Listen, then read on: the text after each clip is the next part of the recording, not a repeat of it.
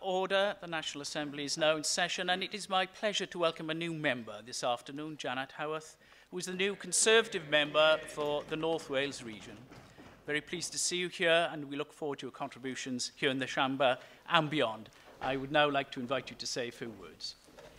Thank you. As this is my first opportunity to speak in the Chamber, I would like to extend my thanks to the Assembly staff and fellow members who are all helping me to settle in. You are. I'm very appreciative. My predecessor, Antoinette Sambach MP, do like saying that, is very much in my thoughts as I stand here picking up the baton she has passed to me. I aim to continue Antoinette's good work on behalf of the people of North Wales. The residents of Edinburgh are very fortunate to have her as their Member of Parliament. Foremost in my thoughts, of course, is the Shadow Environmental and Sustainability Brief that has passed to me. It seems to me we can't have one without the other. They are the bedrock of the future of Wales. This is also an exciting time to be joining the Welsh Assembly, a time of change. Cicero once described politics as history on the wing. There is the opportunity in this chamber to make history. An education service that offers equality of opportunity, and a National Health Service free at the point of need. These two services are admired across the world, and it is important we celebrate their successes. But we must not shy away from highlighting where they are failing. I will not be afraid to stand up for the concerns of my constituents in North Wales. But I would like to finish on a lighter note. Colleagues, I know that you are all avid watchers of the Welsh news. And I know you would have seen the feature on the Girl Guides, where the girls were being asked to think about the opportunities for women to become more involved in politics. I was once a Girl Guide, and if any of those girls are watching today, I would just like to say to them, come on in, you can do this. Thank you. Thank you very much. Item 1, questions to the First Minister. Question 1, Aled Roberts. Diolch Diplowydd. Pa gamau mae Llywodraeth Cymru yn ei cymryd I fonitro ymateb Bwrdd Iechyd Betsy Cadwaladr I bwysau ar wasanaethau brys yng Ngogledd Cymru? Wel, mae Llywodraeth Cymru yn gweithio gyda'r Bwrdd Iechyd gan gynnwys Bwrdd Iechyd Prifysgol Betsy Cadwaladr wrth gwrs. A ni'n neud hwnna'n fuddiol I fonitro'r pwysau a'r adrannau damweiniau ac achosion brys a gwasanaethau ambulans. Diolch am yr ymateb. I was going to refer to a number of reports that I've had the misfortune of reading over the past week as far as the performance of Betsy Cadwaladr is concerned, and had thought that we would have the opportunity to consider that in a statement this afternoon, although I understand that now that has been withdrawn. I would therefore ask you to outline what steps the Welsh Government has taken with regard to unannounced inspection reports at the Accident and Emergency Department at Wrexham Mailer in September and October, which led to an action plan being agreed by Betsy Cadwaladr in December 2014, an action plan which did not appear on the Health Inspectorate Wales website until my office requested a copy on the 28th of May. That included a review being undertaken at A&E in Wrexham, which identified that it was understaffed by 15.81 whole-time equivalents and had a budget deficit of £664,000. It also mentioned that that emergency department had not met any of the Welsh Government's emergency targets either during or after the review. I can see no discussion of that report subsequent to January 2014. So what have Health Inspectorate Wales and the Welsh Government done to ensure that Betsy has actually responded to that one particular report, if none other? Yeah, we'll be very clear with Betsy that patient flow has to improve at the Milo Emergency Department. The Health Board itself has provided assurance that it will be focusing on the 4-hour target specifically over the coming months. And of course, focus is being placed on actions to prevent patients being admitted to hospital where that's appropriate, including the use of a pharmacy pilot in the emergency department itself. There are other examples of what has happened since. New hospital directors have taken up post. There's been increased integration with social services for timely discharge, implementation of updated discharge policy to provide patients and carers with information on choice. There is a WAST Pathfinder project that's been put in place to show how to redirect triage category blue patients to alternative pathways, and outreach from the emergency department to care homes to maintain patients in their normal place of residence, other than having to come into hospital. That's specific to Ysbyty Glan Clwyd, I should mention. We know that emergency services are an issue across the whole of the UK in terms of increasing demand, but nevertheless much has been done in the Mile in order to seek to improve the service. Anne Jones. Thank you, Deputy Presiding Officer. First Minister, following the critical report on the out-of-hours GP services, especially from Glan Clwyd Hospital, I think at the time I raised the issue about the fact that there's many issues that people will turn up at A&E without having to, and part of that problem is the out-of-hours service not functioning as they correctly believe it should. The other problem, of course, is GPs not being able to get appointments, to get appointment at a GP. And I remember at a time when somebody once said to me that they would wait until after 6 o'clock and turn up at the A&E. What's your government doing to ensure that we have that seamless transfer through for people to get those appointments so that they don't have to attend A&E?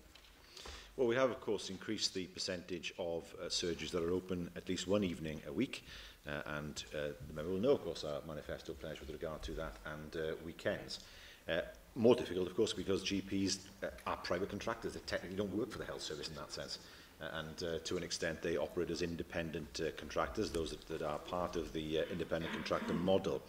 Now, in terms of diverting people away from A&E when they don't need to attend A&E, I know that Betsy Cadwaladr have an active Choose Well campaign highlighted on their web page. They also host an All Wales 24-hour telephone advice line for mental health called Call Helpline, which offers both a listening and directional support service for those who are in need. Darren Miller.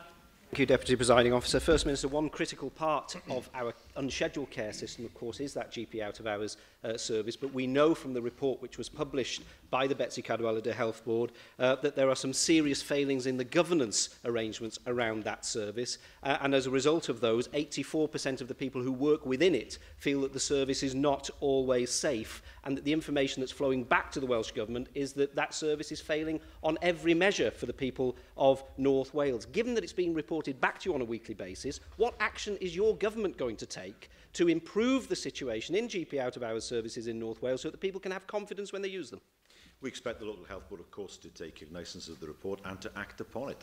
It's important that where people feel that out-of-hours is not providing as it should, that the LHB takes such steps in order to ensure that it does. It's not always as easy as it sounds, because it does depend on the goodwill of GPs.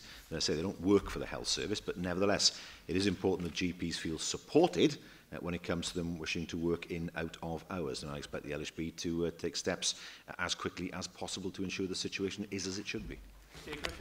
Diolch i'r Pwylywydd. Un o'r pethau sy'n cyfrannu wrth gwrs ar peth o'r pwysau sydd ar y gwasanaeth iechyd yw'r ffaith bod yna ddim digon o wlai yn y system a bod wlai'n cael ei blocio o fewn y drefn a bod oblygiadau wedyn wrth gwrs i ryddhau pobl o'r unedau brys a dymwyniau.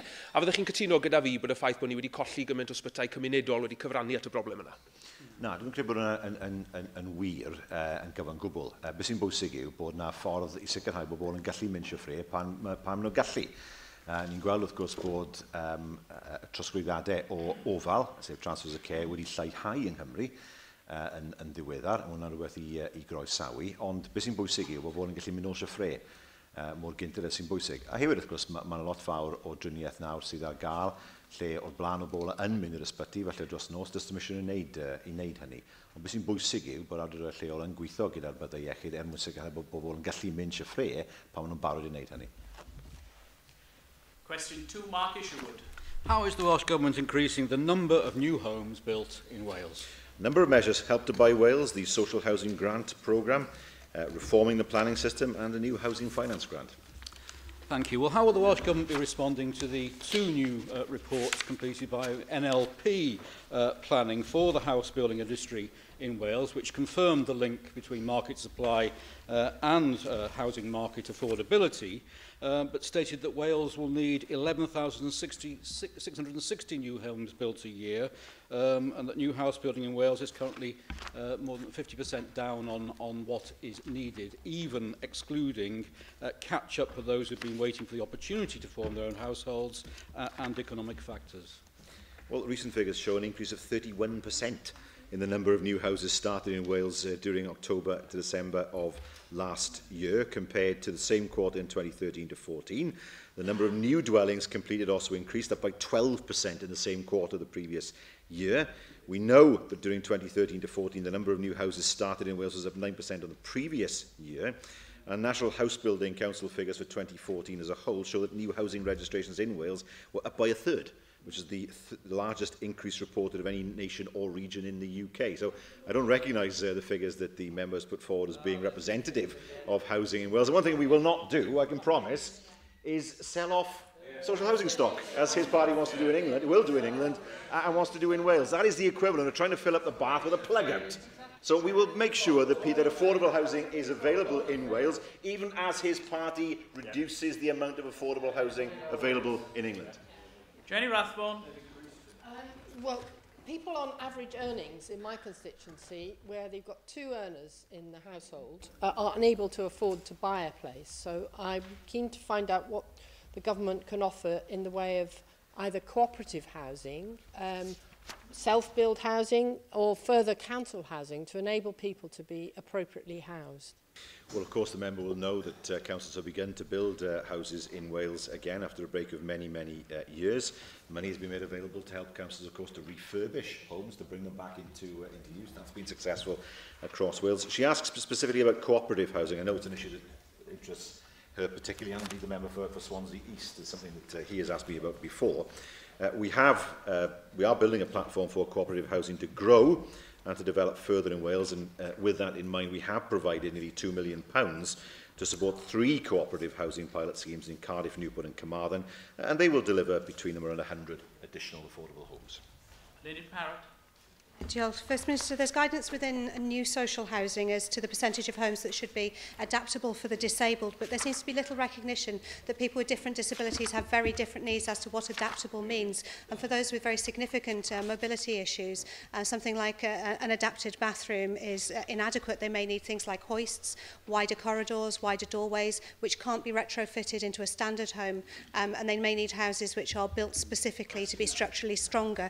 Could you look at introducing a target for the number of homes that should be significantly strengthened for those kind of significant adaptabilities? The member makes a very good point, and that is the tendency sometimes to think of people as having a disability that is similar to all. I mean, there's a major difference between somebody who has mobility problems and somebody who has sight problems, for whom, for example, contrast is a major issue. If they go into a building and there's not enough contrast between the colours, it can be quite difficult for people to read more than anything else, and also, of course, to find their way around. I would expect local planning authorities and indeed social services departments to plan with regard to what the demand is in their own areas when planning applications for building sites come before them, and also, of course, that they understand what the nature of demand is for different disabilities within their own areas. And it's something I think that local authorities particularly are in a strong position in terms of being able to do. Mike Hedges. Does the First Minister agree with me that the total housing stock will not increase if housing associations are forced to sell properties at less than the cost of building them, putting their whole financial viability at stake? Yes, I do. I mean, we know that in many parts of Wales, the social housing stock has diminished greatly over the past 30 years. I mean, Powys, I remember seeing examples 10 years ago in Powys where half the stock had gone. There are examples in Ceredigion that I know of where flats that were previously council housing flats are now holiday homes, in effect. That's the way it's gone over the past 30 years. So yes, he is quite right. It is the equivalent of trying to fill up the bath with a plug out. We need to make sure that there is enough affordable housing available in Wales. That's what we intend to do, and we're not prepared to undermine that by selling off the stock that's just been built. I now call the party leaders to question the First Minister. Leader of the Opposition, Andrew R.T. Davies. Thank you, Deputy Presiding Officer. First Minister, last Thursday a damning report was brought forward over the levels of care at Tawelfan Ward at Ysbyty Glan Clwyd. Everyone would have been very disturbed by the findings of that report. I haven't heard what your views are on that report. I'd be very grateful to hear those views in response to my first question. The report details appalling, shocking and unacceptable behaviour on the ward. I can well understand why the families are angry I think any one of us would be in the same circumstances. It is right to ask the question, what has been done since, because what happened in Tywel Van happened in 2013 mainly. The answer I give to him is this, that the independent report was commissioned. The LHB put their disciplinary processes on hold until the latest process in the report was made public. They will now continue with their disciplinary processes, and they must ensure that that happens. In the meantime, spot checks have been introduced, of course, at Welsh hospitals in mental health units. Most of them have been inspected. The results of those spot checks show that whilst there are some issues in some of those units, we can have some assurance that there is nothing equivalent happening in mental health units across the rest of Wales. And those spot checks have been exceptionally important in providing us with that picture. That will not do anything to, I understand this full well, not do anything to resolve the anger of the families who are affected in these circumstances, and it is absolutely crucial that the apology given by the local health board is reflected in their future actions, and that lessons, very difficult and strong lessons, are learned by the LHB. I'm very grateful for that very detailed answer that you gave me, First Minister. I am disappointed it took you 5 days to give that type of answer. On Thursday, when this report came out, I found out that you obviously believe Sepp Blatter should resign, but you didn't choose to offer your views on this damning report that was into the levels of care over a number of years. This wasn't a weekend, this wasn't a week, this wasn't a month. It was as a number of years that this situation had been allowed to develop within that ward, within that hospital. You are the First Minister of Wales. The buck stops with you. Absolutely. And ultimately, the parents, the families, and anyone who depends on this type of service look to you as First Minister and your government for a response and also efficiency in the way you run our health service. What assurances can you give the parents, the patients, and some of the nurses and the clinical staff who turned up and did their jobs, but regrettably, some of them were not doing their jobs and the managers turned a blind eye? Well, first of all, I have to say to the Leader of the Opposition, I do wish you wouldn't trivialise what is an important issue. I'm not prepared to express a view on Twitter on an important issue such as this. It's absolutely right that these views are expressed on the floor of the National Assembly. We will have a debate tomorrow, I anticipate, on this. And it's absolutely right that those issues should be dealt with in that way and not in social media. He asks a question, and I give him the answer in terms of what the families can expect. The families can expect there to be action by the local health board. The families can expect us as a government, and I say this publicly, that the local health board will take disciplinary action against those who are responsible. It simply is not good enough simply to say, well, lessons have been learned, but nobody bears responsibility within the LHB. I don't think that would be a credible position for the LHB to be in, and I don't think the families would accept that for any minute. You are quite right to lambaste me for trivialising it about social media. But the reason I use social media was because that is the only source of comment that I could find from you on that particular day. This report was launched on Thursday. One would expect the most senior politician with ultimate responsibility here in Wales to offer a view on what has been a collapse in care and the duty of care for some of our most vulnerable people within the health service. Now, what people will want is action, and hopefully we will have the debate tomorrow and we'll be able to hear from the Health Minister what direct action the Welsh Government are going to take. But what confidence can you give people today that there aren't similar episodes of care going on within the rest of the NHS? You will know that I have called for an inquiry across the NHS to look in all aspects of care, the length and breadth of Wales. So if you will not grant that inquiry, what assurances can you give that people can have that this will not be repeated in 6, 12 or 18 months' time? I think that is a very fair question. Well, leaving aside the fact there is no case for any kind of public inquiry, that would take about 2 years to report back. It's money in the pockets of lawyers. I would rather put that money into hospitals. And a public inquiry, which is what he's been asking for, does take years. Much better to have straight away spot checks, unannounced, in mental health units, which is what has been happening. And we know from those spot checks that the assurance is there that Tywel Van is not being repeated across the rest of Wales. As I've said, that is of no comfort to the families. The families will want to know what is going to be done, who is going to be held responsible, and the LHB must make sure that they are transparent in terms of ensuring that they indicate where responsibility lies and that those who shoulder that responsibility understand that they have let people down. Now call the Leader of Plaid Cymru, Leanne Wood. Diolch yn fawr. First Minister, last month's UK general election saw the different countries vote for different parties. Now this weekend we've heard that the so-called British Bill of Rights could be confined just to England.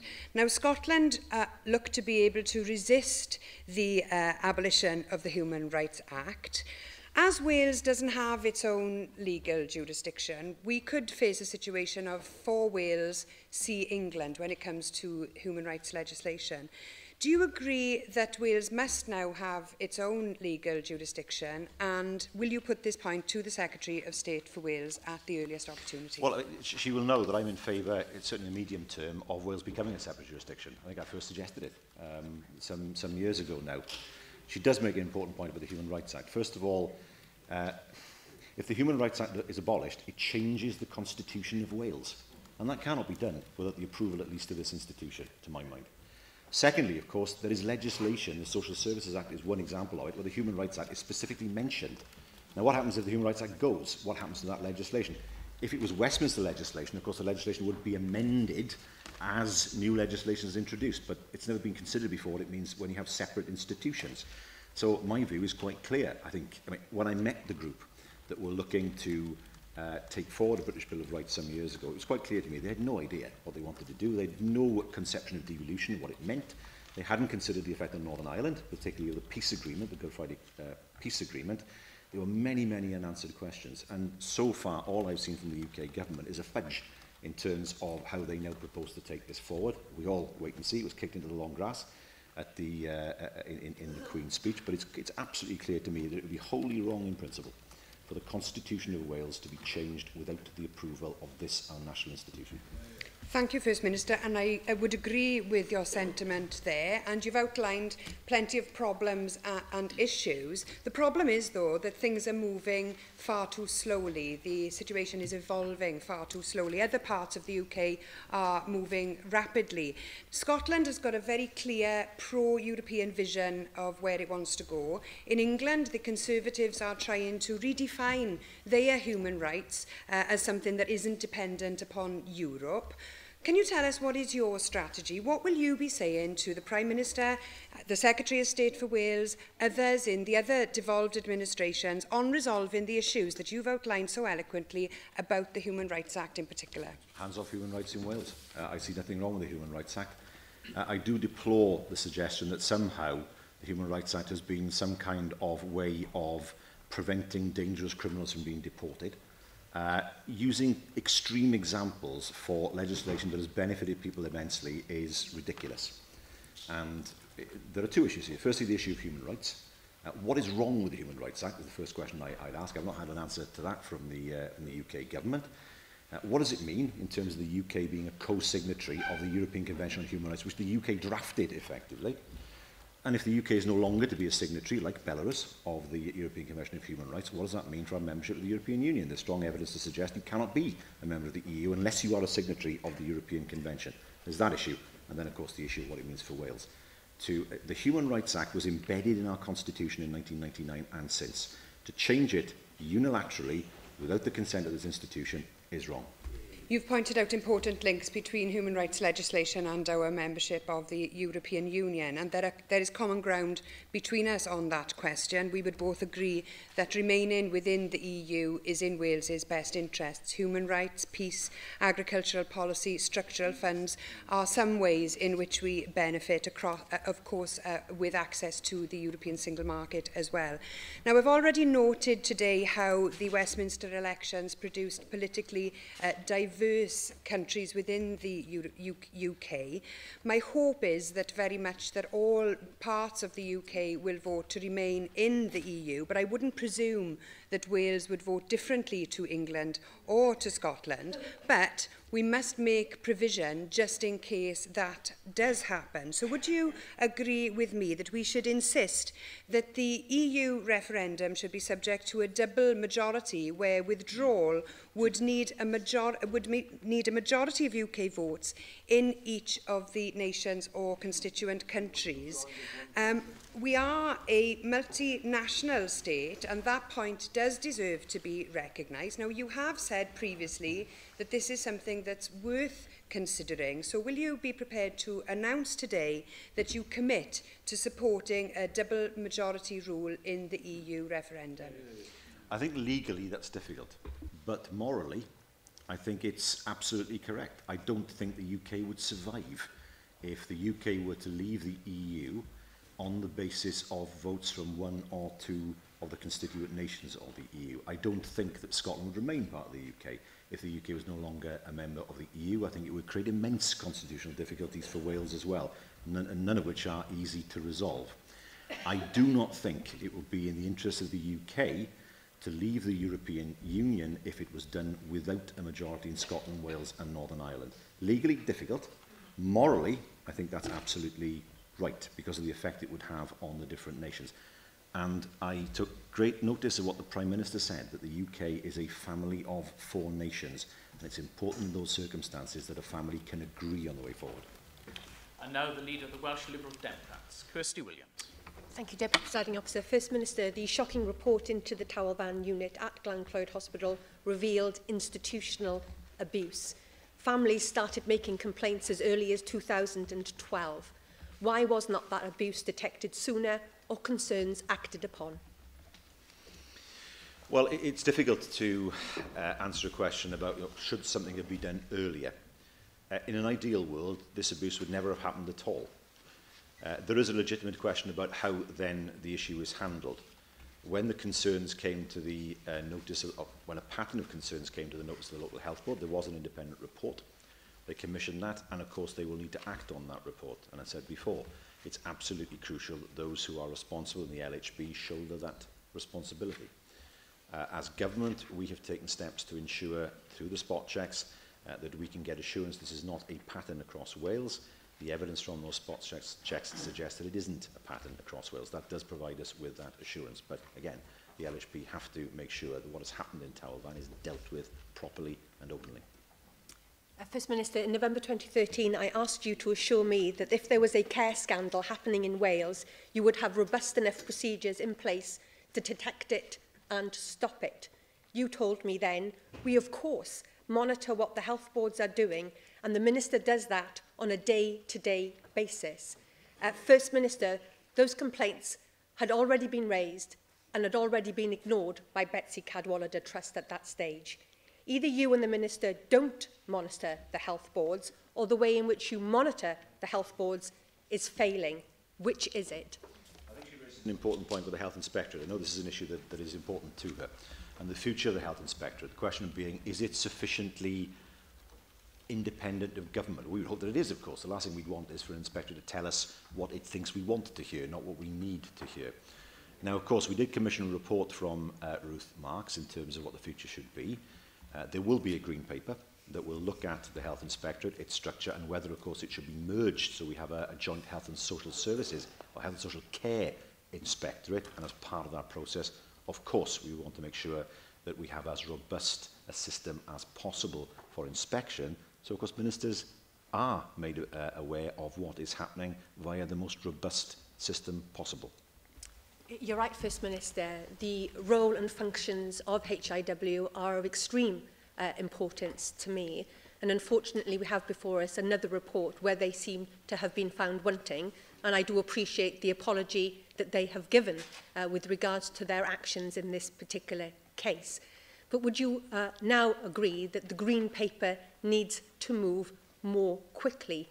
We need to move immediately to a situation where we have a stand-alone inspectorate, completely independent of your or anybody else's government, so that we can all be assured, especially the patients and the staff that work within the NHS, that the final backstop of quality and assurance in the NHS, the Welsh NHS, is fit for purpose and is resourced and managed appropriately? Well, we would hope, of course, that the inspectorate is independent enough now. But if the evidence shows that there is a need to strengthen that independence, then clearly it's in the interest not just of the public, but in terms of the government as well, because we need to make sure that we have an inspectorate, as we do in other walks of public policy, other areas of public policy, that is robust, independent, and tells us what we need to hear, not what we want to hear. We take into account, of course, what has happened at Tawel Van, and recognise that it's important to make sure that the Health Inspectorate, as with every other inspectorate, commands public support and public respect. And we bear that very much in mind as we consider now how the Green Paper moves forward. Question 3, Mohammed Askar. The Presiding Officer, what action will the Welsh Government take into 2015 to improve services for diabetes sufferers in Wales, please? Well, we've shown an improvement in diabetes services and outcomes across a range of indicators, and we're accelerating this with an extra investment of £1 million a year to support the implementation of the Diabetes Delivery Plan. Thank you, First Minister. A report last year said there was strong evidence that diabetes specialist nurses, they can help NHS in 2 areas. One is they can save money for NHS, helping to reduce the length of time people with diabetes to stay in hospital. And secondly, to help to reduce the risk of health complication in the long term for the people for the diabetes. What study has the Welsh Government has made into the cost benefit to the NHS of increasing the number of diabetes specialist nurses in Wales? Well, the Chief Nursing Officer led an audit last year into diabetes specialist nurse staffing levels in response to the recommendations of the Health and Social Care Committee's inquiry. We are working through the findings of this audit, and those findings will be published in the next few months. The Diabetes Implementation Group, supported by the National Clinical Lead, will then consider the appropriate actions from this audit. Christine Chapman. Thank you. First Minister, January's annual report notes both mortality and morbidity related to diabetes are increased by socio-economic deprivation. However, the report also highlights the positive measures Cwmtaf Local Health Board is taking to support children and young people with diabetes, such as early recognition and ensuring supportive school environments. Does the First Minister agree with me that these will lead to long-term benefits in treating diabetes, but how else can we support those poorer communities, including my constituency of Cynon Valley, to tackle the inequality-related effects of diabetes in the meantime? Quite so. I mean, first of all, of course, there's the issue of differentiating between type 1 and type 2 diabetes. With type 2 diabetes, lifestyle, of course, plays that important factor. And we know that type 2 diabetes is linked to lifestyles that are less than healthy. Can I say I applaud the approach of Cwmtaf and the other health boards who are working with their partners in public health, in local government and the third sector to intervene early to help people to live healthier lifestyles now so they're not at risk of developing type 2 diabetes in the future. And that, of course, will help to prevent the progression of the disease as well amongst those who are being diagnosed with it. But we know with type 2 diabetes that prevention is a particularly important factor in terms of ensuring that fewer and fewer people do end up being diagnosed with the disease. There are some diseases, of course, where nothing can be done in terms of reducing risk. Some cancers fall into that category, but type 2 diabetes is an example of where lifestyle choices do make a real difference in terms of the likelihood of being diagnosed with the disease in the future. William Powell. First Minister, a constituent recently contacted me as having been referred by his GP to the diabetes clinic of Betsy Cadwallader University Health Board. He was subsequently discharged due to the board's, and I quote direct from the correspondence, inability to review patients in a timely manner because of ongoing difficulties to recruit to a long-standing vacant consultant post. First Minister, what can the Welsh Government do to ensure that health boards across Wales can more effectively recruit to these specialist posts, particularly in deep rural areas such as Gwynedd? Well, if the member provides me with that information, I will, of course, investigate the matter for him. In terms of the diabetes delivery plan, that is being driven forward by Adam Cairns, who's the Chief Executive of the Cardiff and Vale Health Board. And as part of that diabetes delivery plan, for example, we've established an all-Wales paediatric diabetes network. We know that the management of paediatric diabetes is improving. And of course, we've had the appointment of a national clinical lead for diabetes. So it's important, of course, that there is the overarching framework to deal with diabetes, and it's important that local health boards have the right level of medical skill in place in order to provide a service that people would expect. But if he provides me with information, of course, I will look at it for him. Question 4, William Graham. Thank you, Mr. Presiding Officer. Will the First Minister outline the Welsh Government's input into the Velathon Wales cycle event? Yes, we provided financial assistance to support the preparation and staging of Velathon Wales, and officials have been working with the event organisers and local authority partners to maximise the benefits of hosting the event.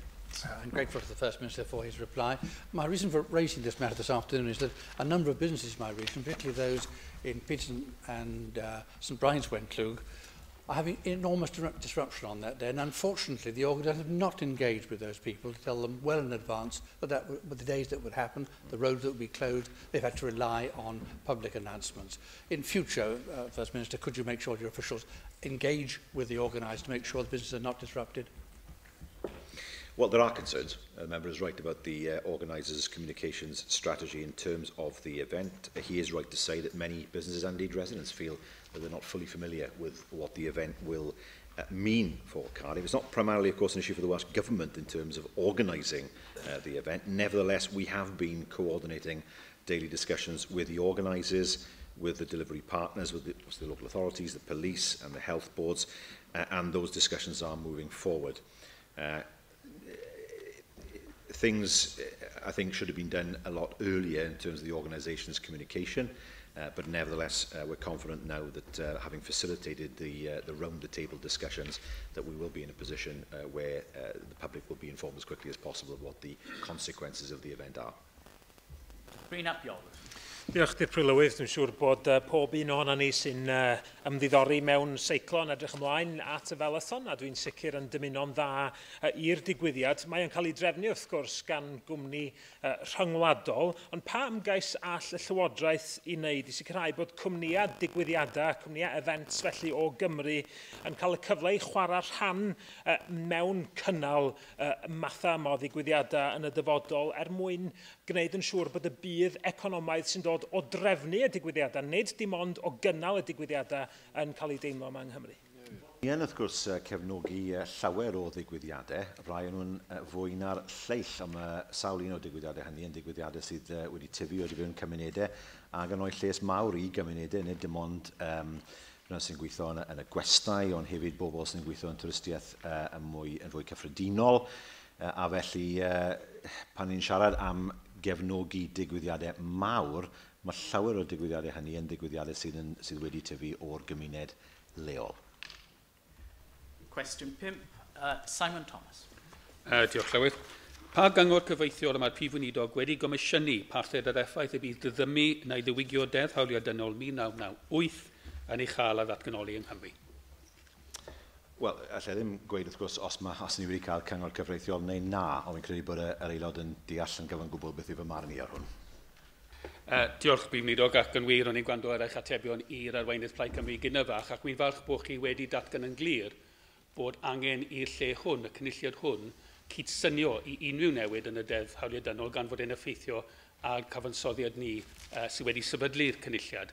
Mae yna wahaniaeth barn cyfeithiol sechennu ar y mater yma. Mae Michael Gove yn amlwg yn meddwl bod modd bw ymlaen a sail Cymru a Lloegr gyda'i gilydd, a Hepgor Alban a Gogledd Iwerddon. Mae Dominic Grieve, fel y cyn twrnau cyffredinol, wedi dweud yn glir fod o'r fan bod angen cydsyniad y lle hwn mwyn diwygio y ddeddf hawliau dynol.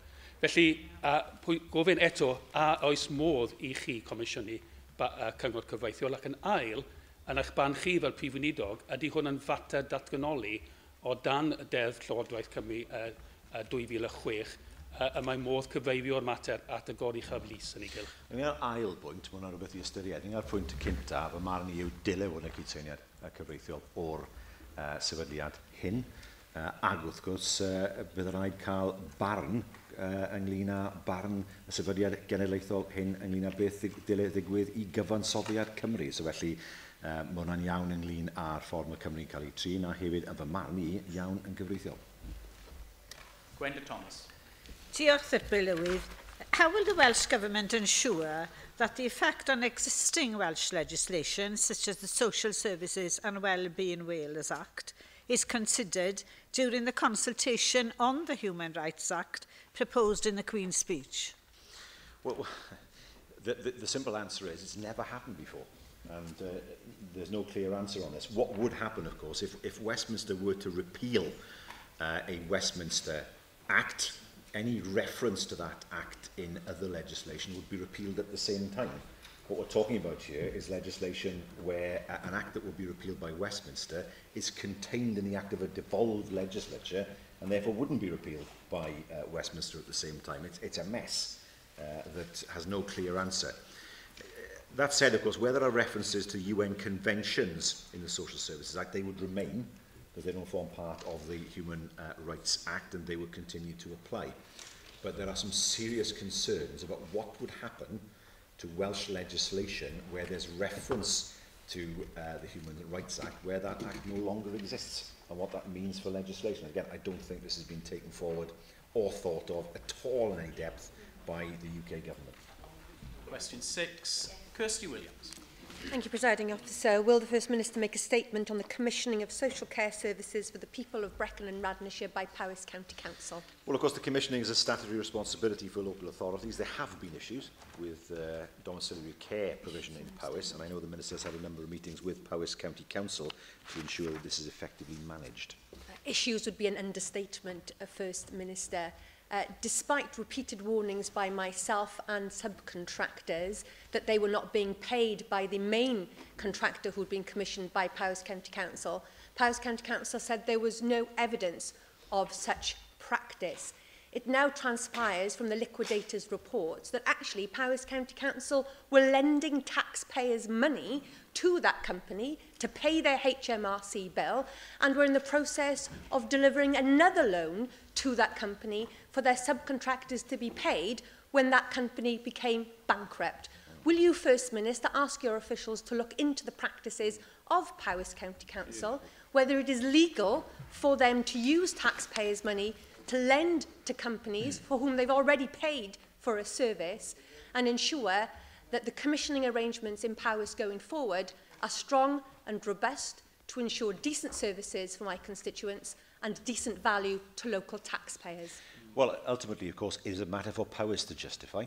Yes, of course, ministers have a role, but Powys, if Powys are doing that, they've got to have to justify that to their auditors, particularly in terms of whether that is lawful or not. I make no comment on whether it's lawful or not. It's about for the auditors to discover. But there is a responsibility on local authorities to deliver a level of care of social services that the public would expect.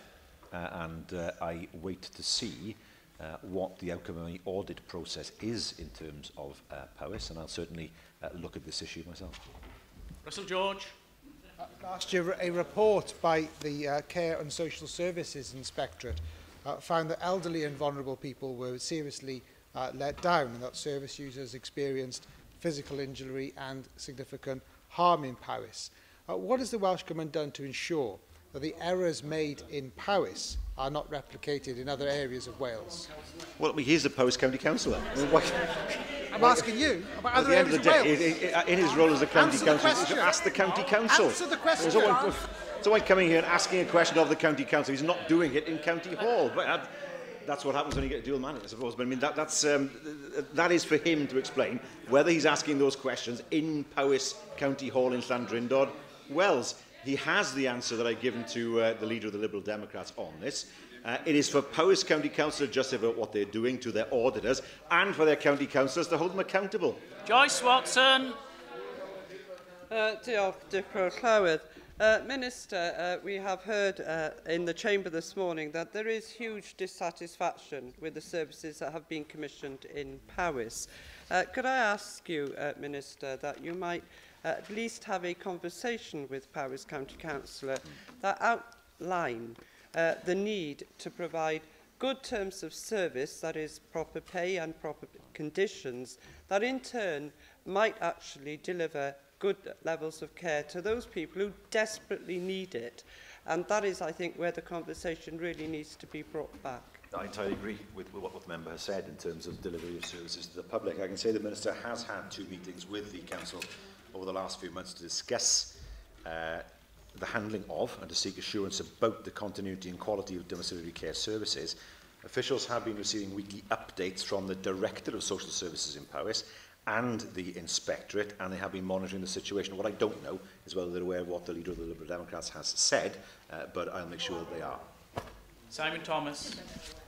Thank you, Presiding Officer. Of course, one of the weaknesses of a weak and poorly led authority was recognised in the Williams Commission, which suggested that social services in Powys and the Health Board should actually come together and deliver these kind of services, perhaps with an eye to improvements in the future.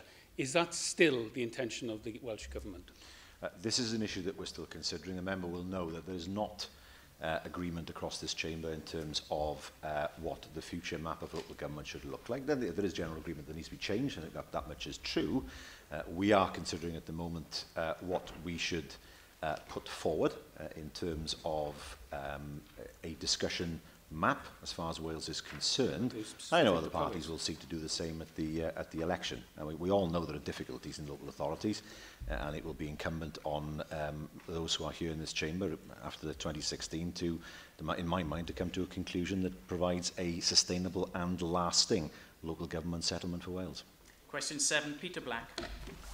Thank you, Deputy Presiding Officer. Will the First Minister make a statement on his administration's pledge to increase school funding by 1% above the change in the Assembly's block grant? Yes, we've made that commitment, and over the current spending review period, we've provided an additional £106 million for schools as a result.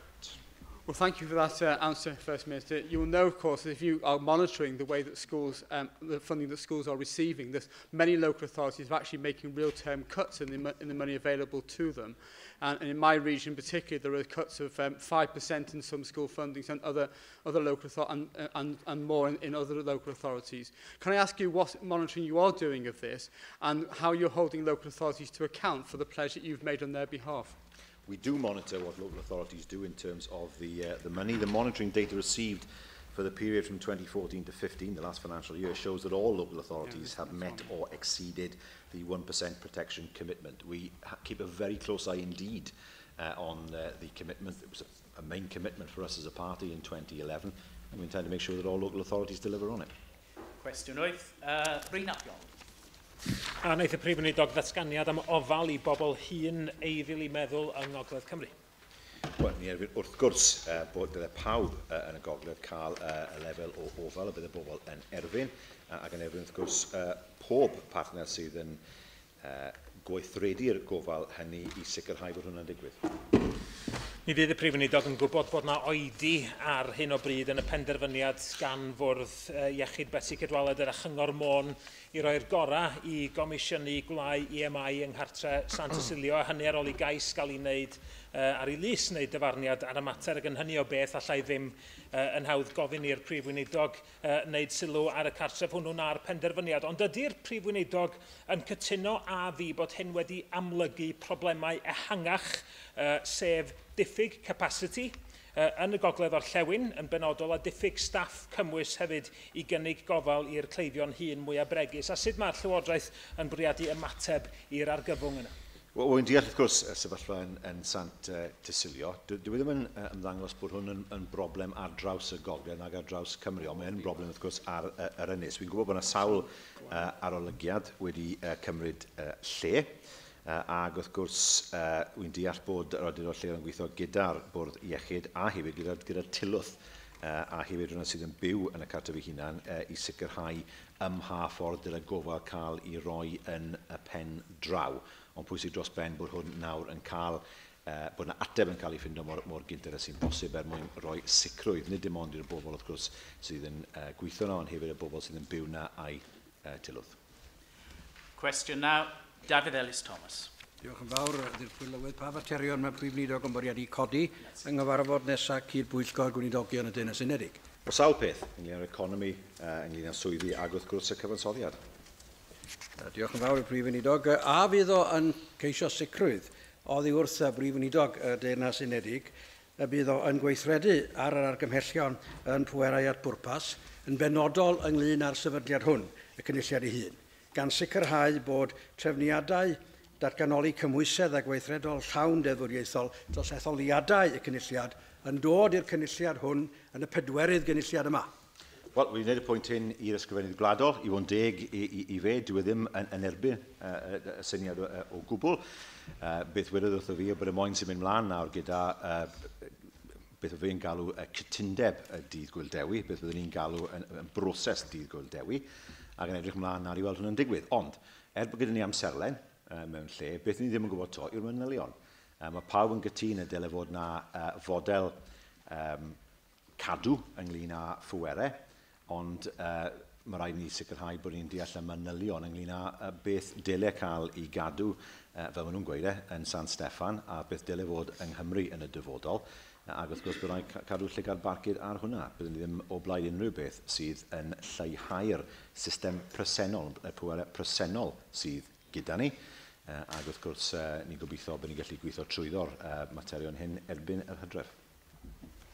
Diolch yn fawr, Prif Weinidog. Item 2 is the business statement.